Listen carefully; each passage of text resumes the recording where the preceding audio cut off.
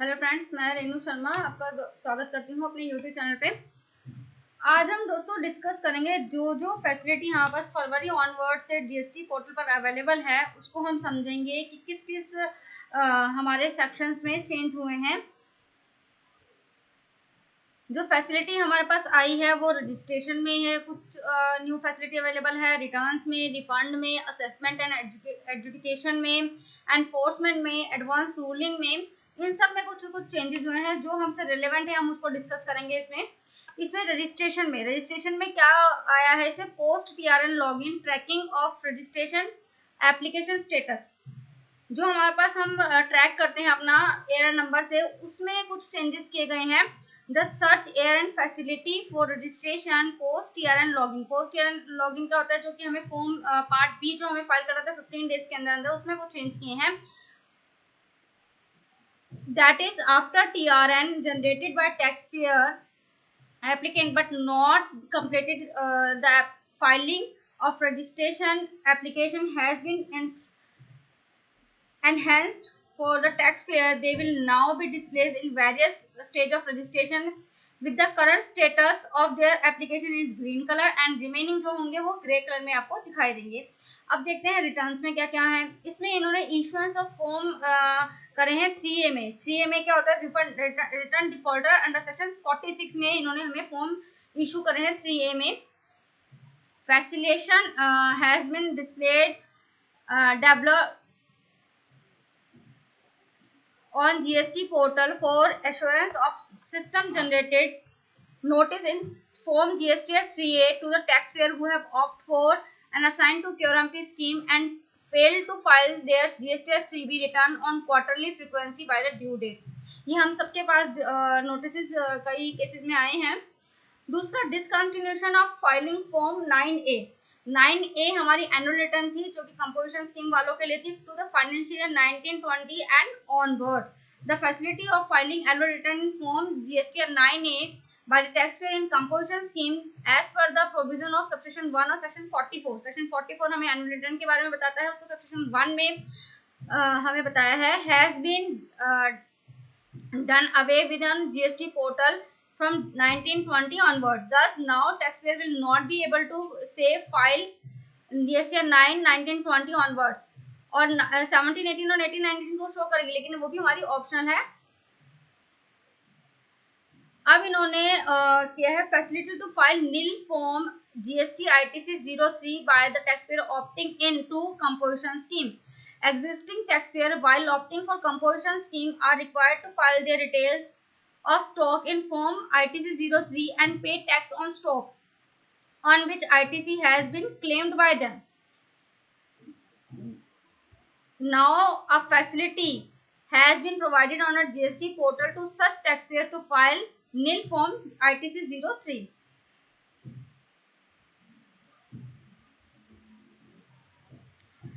अब जो implications of 35% challan in QRMP scheme in form GST PMT 06 for making payment के लिए जो इन्होंने चालान किए उसमें इन्होंने कुछ क्लैरिफिकेशंस दी हैं और जो हमारे पास अवेलेबल है। ये हमारी QRMP स्कीम हमारी जनवरी ऑनवर्ड से स्टार्ट थी।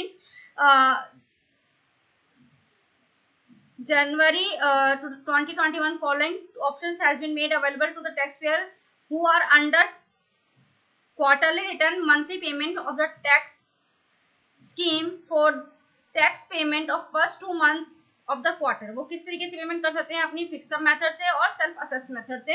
फिक्सड मेथड में प्रीफिल्ड चालान आएगा और सेल्फ असेस में वो असेस कर सकते हैं अपनी liabilities and input tax credit जो भी है उसको डिडक्ट करने के बाद।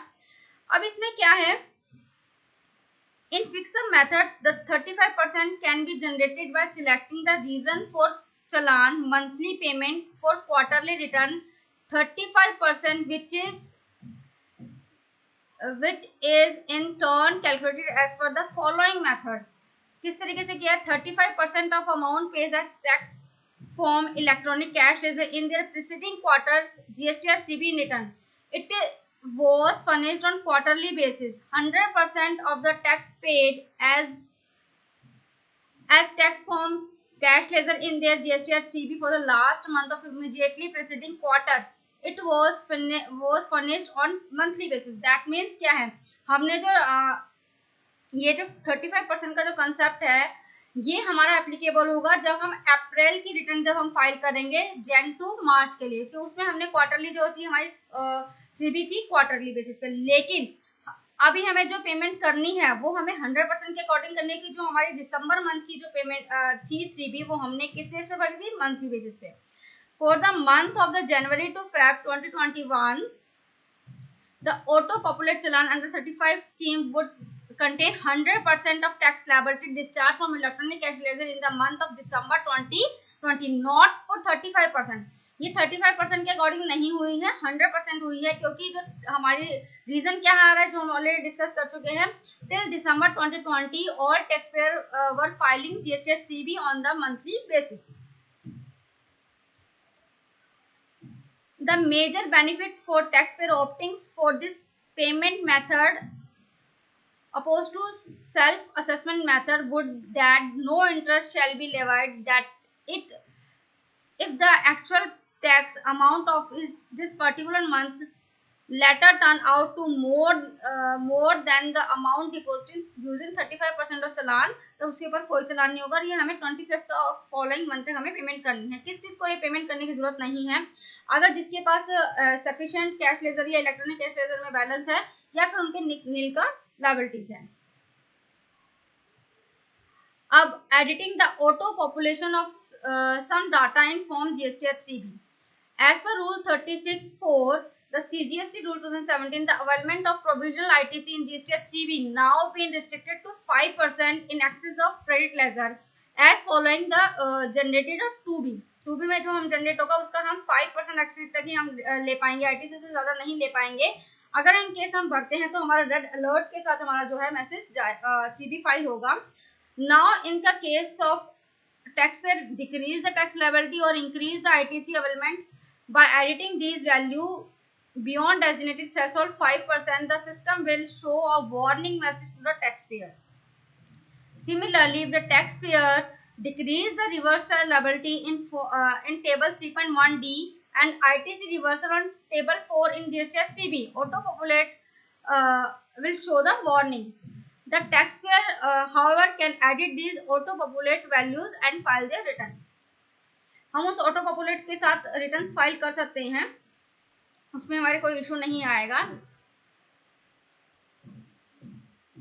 अब हम आगे रिफंड में क्या क्या चेंजेस किए हैं, pre logging tracking of refund application status.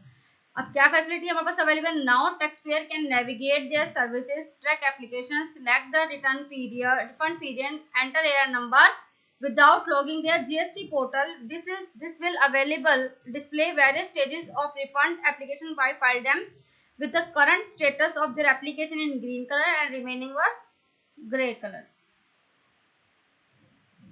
अब हम ये मेन है जो हमारे पास आई है, withdrawal of refund application by taxpayer in form RFD 01W। हम अपने रिफंड एप्लीकेशन को विड्रॉ भी कर पाएंगे, ये फैसिलिटी हमारे पास अवेलेबल है। Earlier, the taxpayer has no option to withdraw their refund application if they have committed any mistake while filing the application. A function has now been implemented for the taxpayer to withdraw an already filed refund application by filing form RFD 01W। उसको refund कर सकते हैं, कब तक कर सकता है, जब तक कि उसको एक्नॉलेजमेंट इशू ना की गई हो या फिर कोई डेफिशिएंसी मेमो ना दिया हो, तब तक ही वो अपनी जो है रिफंड की एप्लीकेशन को विड्रॉ कर सकता है। इसमें एक फैसिलिटी और अवेलेबल करा दी है, enabling taxpayer application with only TRN to manually enter bank detail in refund application form RFD 01, so the taxpayer applicant having TRN were unable to file their application of refund as they were not allowed to enter or add bank detail in the registration module to enable for refund application by such taxpayer applicant. A facility has been made available to the manual entry to the bank detail in our form RFD 01।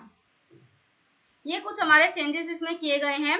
I hope दोस्तों आपको video अच्छी लगी हो। अगर आप GST को समझना चाहते हैं किस तरीके से जीएसटी के सेक्शंस एंड लॉ हैं, तो आप हमारे चैनल के साथ बने रहिए। और अगर आपको वीडियो अच्छी लगे तो प्लीज लाइक कीजिए, शेयर कीजिए। Thank you for watching me.